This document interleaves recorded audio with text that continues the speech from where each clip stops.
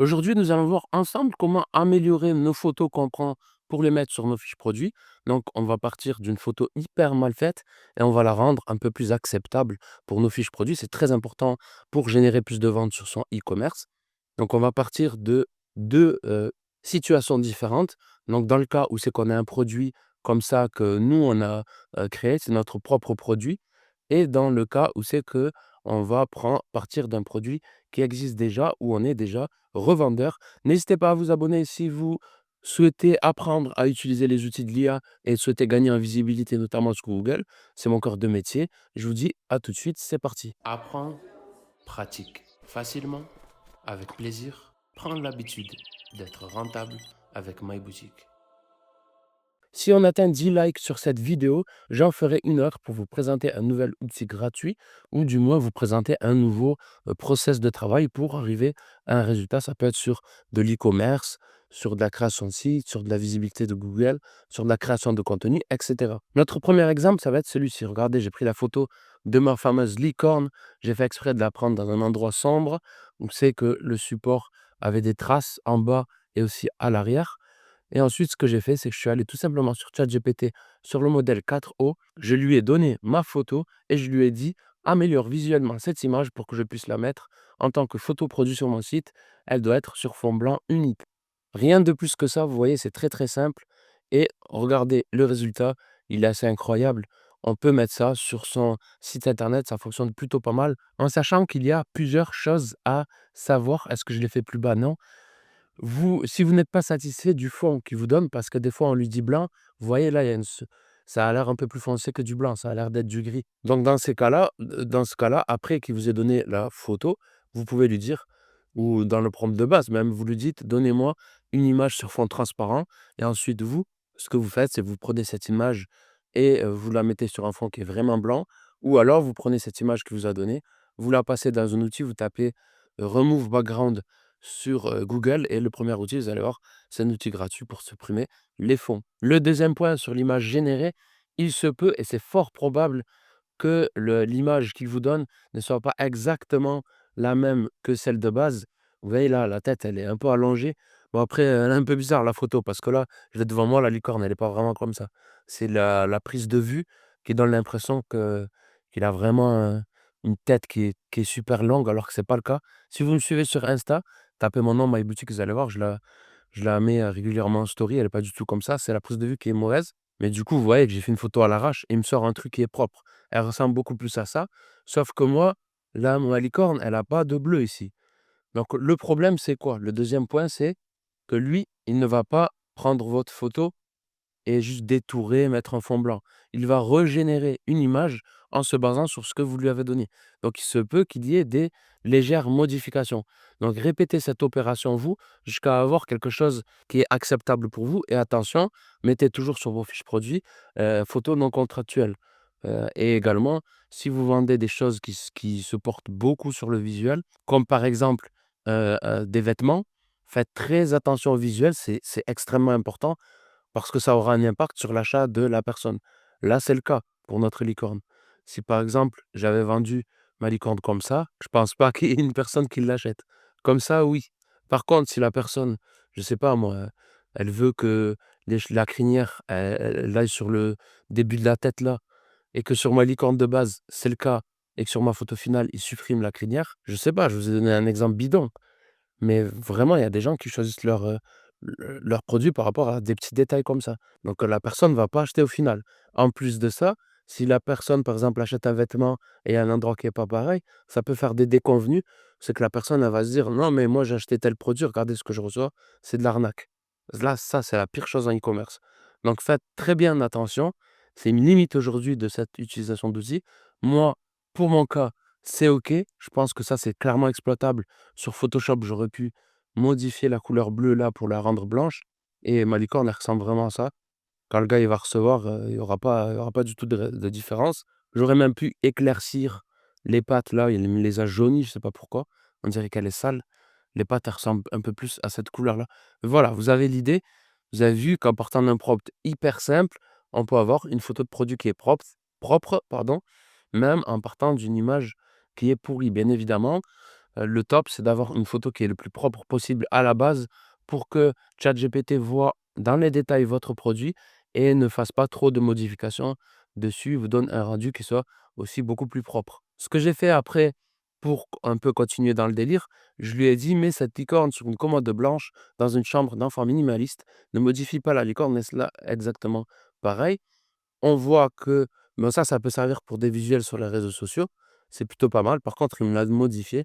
Vous voyez qu'elle est pas pareille la licorne, là, il y a un truc bizarre. Là, la patte, elle va un peu trop loin, la patte arrière, même les couleurs, c'est plus trop les mêmes et la licorne est gonflée. Vous voyez que j'aurais dû idéalement continuer à, enfin lui demander de répéter jusqu'à avoir un résultat similaire ou repartir de cette licorne-là et lui mettre ce prompt-là directement pour pas qu'il y ait pour pas qu'il fasse plusieurs modifications, celle-ci plus celle-ci et au final arrive à une licorne qui est pas la même.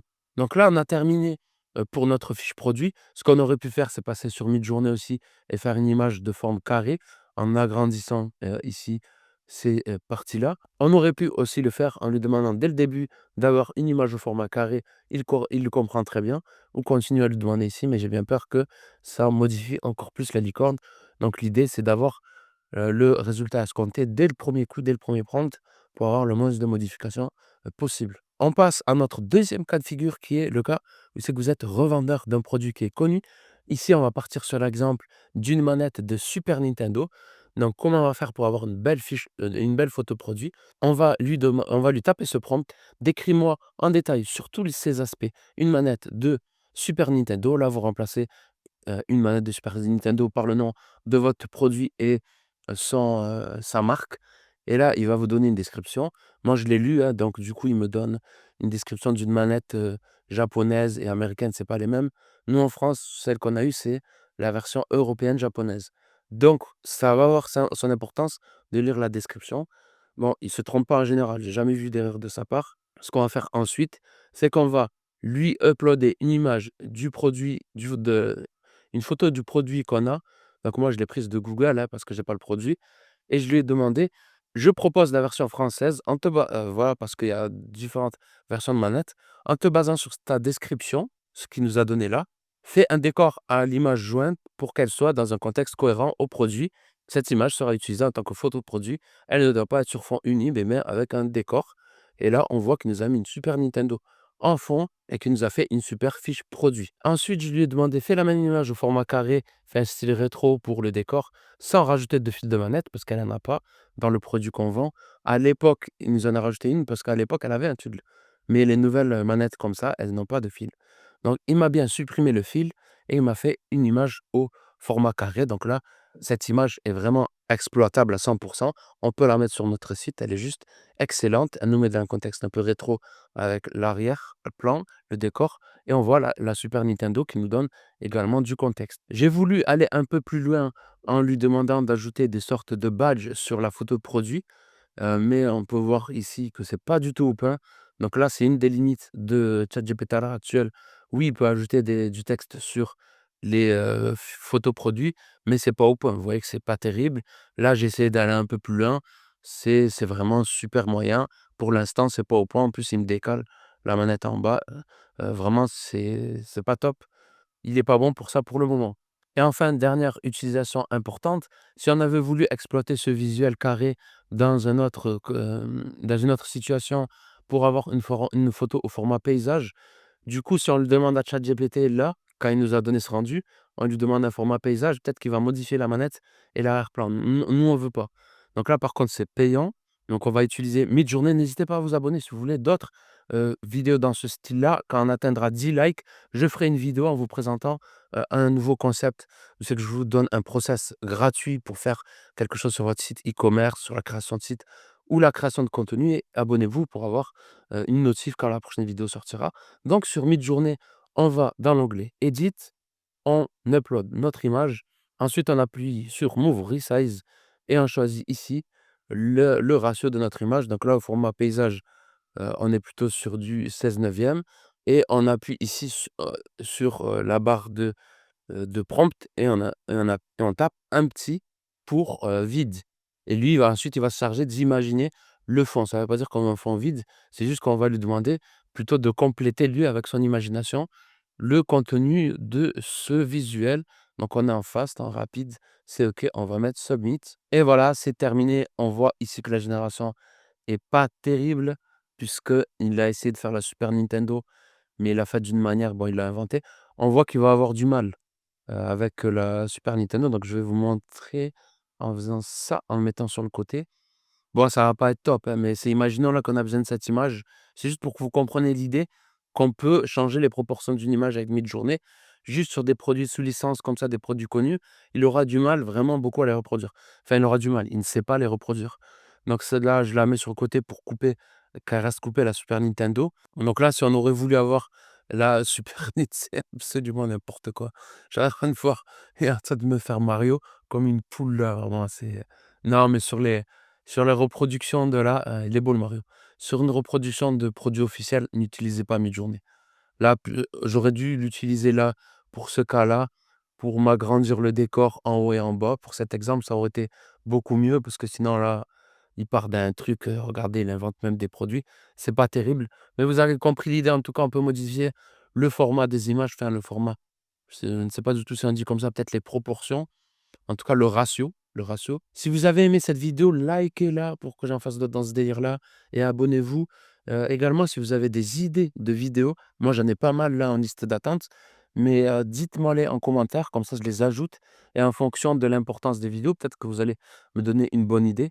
Je la mettrai plus ou moins haut dans la file d'attente et je la ferai. Voilà, je vous remercie d'être allé jusqu'au bout de la vidéo. Je vous dis à la prochaine.